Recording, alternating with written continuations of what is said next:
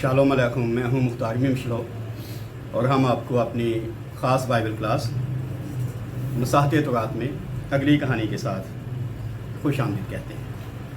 पैदाइश की किताब उसका 10-25 आयत और लिखा है, और इब्र के यहाँ 2 बेटे पैदा हुए, एक का नाम फलज था क्योंकि ज़मीन उसके अय्याम में बटी थी, और उसके भाई का नाम युक्तान था। सो अभी हम वजह तस्मिया बयान करेंगे कि ये आयत क्यों लिखी गई है। इस आयत को लिखने का सबब क्या था कि ज़मीन उसके दिनों में बट गई थी। और पैदाइश की किताब पर रब्बियों की तफसीर, जिसे जेनेसिस रब्बा कहा जाता है, उसके 37वें बाब की 7वीं आयत के मुताबिक इब्र एक अजीम नबी और मुस्तकबिल में बर्पा होने वाले हालातों वाक़यात से बखूबी आगाह था। ठीक है, यानी एक तफसीर है जो हम आजकल करते हैं मसीही, एक तफसीर है जो रब्बियों ने की थी पैदाइश की, और उसको कहते हैं जेनेसिस रब्बा। और उसका मैंने आपको हवाला बताया कि वो कहते हैं कि बुजुर्ग इब्र जो था नबी था और मुस्तकबिल में आने बर्पा होने वाले वाक़यात को जानता था, इसलिए उसने अपने पहलोठे बेटे का नाम रखा फलज। और बाद में इस नज़रिए को लेकर, यानी रब्बियों की जो तफसीर थी, इस नज़रिए को लेकर और लोगों ने भी इस बात को आगे बढ़ाया। और इन बातों को आगे बढ़ाने वालों में एक मशहूर ज़माना मुफस्सर है यहूदियों का, उसे कहते हैं राशी। राशी ने भी यह नज़रिया पेश किया जो जेनेसिस रब्बा के रब्बियों ने पेश किया था। और अगला हवाला मैं पेश करूँगा कि जुबली की किताब कहती है, पिछले भी कुछ बयानात में हमने जुबली की किताब का हवाला पढ़ा था, और मैंने बताया कि यहूदियों की रवायत है कि जुबली की किताब खुदा ने बुजुर्ग मूसा पर वही की शक्ल में नाज़िल की थी, यानी फरिश्ते ने ये किताब मूसा तक पहुंचाई थी, ये मैसेज मूसा तक पहुंचाया था, क्योंकि ये पैदाइश की किताब की तशरीह है। तो ये भी कोई सुनी सुनाई बात नहीं थी, खुदा की तरफ से तशरीह थी उनका बयान। तो जुबली किताब के 7वें बाब की 8वीं आयत कहती है कि फलज का नाम मुस्तकबिल में रूनमा होने वाले किसी गैर मामूली वाक़े की तरफ इशारा नहीं करता, बल्कि उसकी पैदाइश के वक्त वकूफ़ ज़ीर होने वाले किसी सानहे के सबब से उसके बाप ने उसका नाम फलज रख दिया।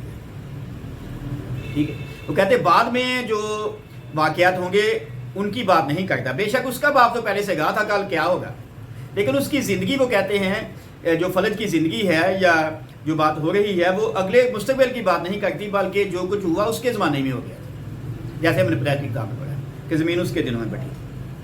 और अगली बात वो कहती है जुबली की किताब, क्योंकि उसकी पैदाइश के वक्त बुजुर्ग नूह के बेटे इस धरती को आपस में बांट रहे थे। समझ आई बात कि जब फलज पैदा हुआ तो उन दिनों में उसके जो बाकी अजीज़ थे, यानी इब्र के बाकी अजीज़ या सेम के बाकी 2 भाई ज़मीन बांट रहे थे जब फलज पैदा हुआ। और पहले आपको याद है पिछली क्लास में हम बात कर रहे थे कि नूह ने कनान को लानत दी, हाम के बेटे, और उसे घर से निकाल दिया। और हमने पढ़ी थी उसकी लानत, उसने कहा कि ये अपने भाइयों के गुलामों का गुलाम हो। वो सेम के डेरों में बसे, वो याफत के डेरों में बसे, अपने डेरे ना हो दूसरे के डेरों में रहे। तो ऐसा लगता है कि शायद उसकी ज़मीन भी यानी हाम की जो हिस्से की ज़मीन थी वो भी दूसरों में बांट दी गई। बता ऐसे ही लगता है।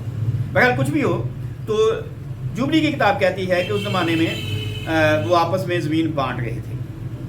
और जुबली की किताब के 8वें बाब की 9वीं आयत से 11वीं आयत और फिर 18वीं आयत में लिखा है कि बुजुर्ग नूह के बेटों ने पहले ये ज़मीन खुद ही खुफिया तौर पर बांट दी थी, अब बेनो दसों तो बगैर ही जायदाद बांट दी। और बाद में जब उसको पता चला तो कहते हैं कि उसने भी तस्दीक कर दी इस बात की। और अगर आपको याद हो तो जब हम पढ़ रहे थे पिछली क्लासों में कि बुजुर्ग नूह ने याजीन मै पी थी, लेकिन उसकी मै में किसी ने नशा मिला दिया था। तो हो सकता है नशा उन्होंने इसीलिए बनाया हो, सोच सकते हैं ना, या बस उठा करे। आज भी लोग ऐसा करते हैं। ठीक है, और मुझे शेर तो याद नहीं है, लेकिन मफहूम उसका ये है कि आजकल के लोग जब अब्बा बीमार हो तो डॉक्टर को लाने की बजाय वकील को ले आते हैं। समझ आई ना, कि लिखवा लें वसीयत जो भी है पहले फिर तो मरना ये कर लो। तो ऐसा ही याद उन्होंने किया हो कि उसे नशे में मुब्तला कर दिया ताकि हम अपनी मर्जी कर लें। یہاں نہیں لکھا ہوا لیکن میں ویسے خیال بیان کر رہا ہوں اور سمجھ آتی ہے کہ ہو سکتا ہے، کیونکہ جوبلی کتاب کہتی ہے کہ انہوں نے بتائے بغیر ہی تقسیم کر لی تھی زمین. تو جوبلی کتاب کے ساتھ جائیں تو لگتا ہے کچھ نہ کچھ تو ہوا کہ نوح کہیں اور تھا، وہ کہیں اور تھے، اور یہ تو نہیں ہو نہیں سکتا کہ ایسا ہو، تو پھر اس کو انہوں نے مدہوش کر دیا ہو. خیر، تو ابھی ہم بات کر رہے ہیں کہ جوبلی کتاب نے کیا کہا، اور پھر اگلا حوالہ ہے جوبلی کتاب اس کا نواں باب اس کی 15ویں آیت کہتی ہے کہ پھر انہوں نے حلف اٹھایا کہ وہ ایک دوسرے کی زمینی حدود کی خلاف ورزی نہیں کریں گے. پہلے زمین تقسیم کر لی باپ کو بتائے بغیر، پھر باپ نے تصدیق کر لی، پھر انہوں نے حلف اٹھایا کہ جو حدود ہماری ہیں ہم آگے پیچھے نہیں جائیں. بے شک بات چون بھول گئے سب.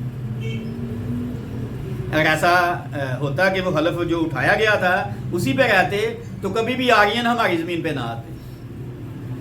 کبھی ہم ان پہ بارے میں بات کریں گے بائبل کے پوائنٹ آف ویو سے. خیر، سو اس طرح میں کہہ سکتا ہوں آپ کے سامنے کہ بابل کے برج کی تعمیر سے کئی دہائیاں پہلے ہی زمین کی تقسیم عمل میں آ چکی تھی، اور یہ ہے فلج کا اسم کے طور پر استعمال. واضح جی؟ اور اسے آپ سوچ سکتے ہیں کہ اسم کے طور پر فلج کا نام کیوں رکھا گیا. جیسے ہمارے ہاں کہتے ہیں کہ جو پٹھان ہیں وہ واقعات کی نسبت سے نام بچوں کے رکھ لیتے ہیں. تو اگر وہ دریا کے کنارے گھر ہو ان کا تو جو بچہ پیدا ہو اس کا نام دریا رکھ دیتے ہیں، دریا خان. تو اس زمانے میں یہ ہو رہا تھا، زمین بانٹ رہی تھی تو اس نے بھی اپنے بیٹے کا نام رکھ دیا فلج. سو سوال ہے تو آپ کر سکتے ہیں آگے جانے سے پہلے. جی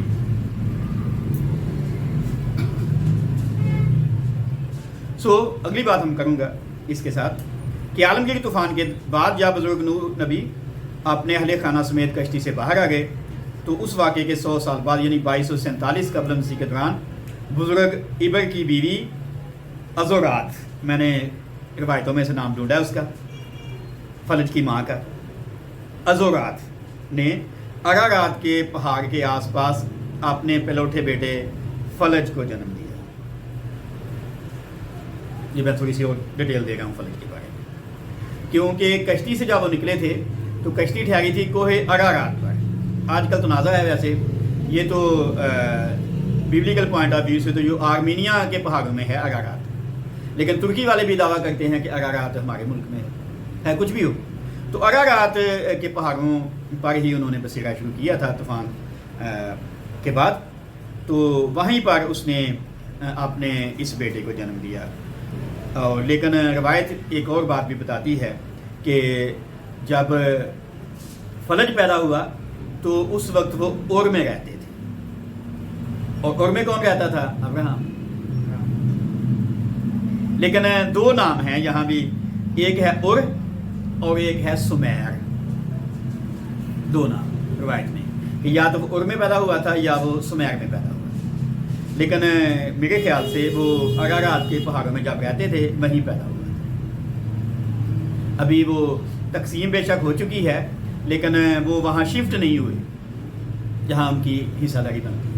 ہمارے یہاں بھی ایسا ہے، باپ کے جیتے جی اگر بھائی زیادہ ہیں وہ ایک ہی خاندان میں رہتے ہیں کہ گھر میں رہتے ہیں مختلف کمروں میں، تو وہ کہیں اور جگہ ہو تو وہ تقسیم ہو جاتی ہے لیکن اپنی مرضی سے جائیں گے ظاہر امید نہیں ہوتا جلی بس کا چکنا. خیر، اور آگے ہم پڑھتے ہیں کہ اگلا بیان مقدس تورات کا میرے ساتھ دیکھیے گا. پیدائش کی کتاب اس کا 11واں باب اس کی 18ویں سے 19ویں آیت. مقدس تورات کے مطابق فلج 30 برس کا تھا جب اس سے رو پیدا ہوا، اور رو کی پیدائش کے بعد فلج 209 برس اور جیتا رہا اور اس سے بیٹے اور بیٹیاں پیدا ہوئیں. اس طرح فلج نے 239 سال کی عمر پا کر 2008 قبل مسیح میں وفات پائی. اس طرح اس کے ایام زمین کی تقسیم عمل میں آئی اور اس وقت تک بزرگ نوح ابھی زندہ تھا. ٹھیک ہے، یہ میں نے اس لیے بات ساتھ جوڑی ہے کہ جب ہم کہتے ہیں کہ اس کے ایام میں زمین بٹی تو اس نے 239 سال عمر پائی تھی. تو اس طرح اس کی پیدائش سے لے کر اس کی وفات تک زمین کے ساتھ جو بھی معاملات جڑے ہیں وہ رونما ہوئے.